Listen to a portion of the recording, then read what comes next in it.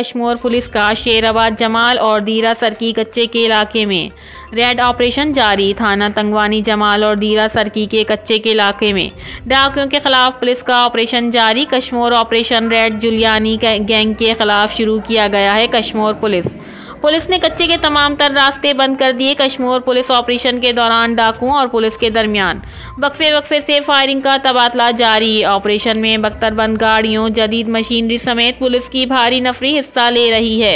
SSP Kashmir red operation में डाकुओं के घरों को आग लगाकर मस्मार कर दिया गया है और कुछ मुश्तबा अफराद को गिरफ्तार किया गया है। मजीद सर्चिंग जारी। ये ऑपरेशन जराइम पेशा अफराद के खात्मे और अमन व अमान की सूरत हाल बहाल होने तक जारी रहेगा। SSP Kashmir Bashir Ahmed Brohi. Reporter Abdul Khaliq Chachar, CCN news Kashmir.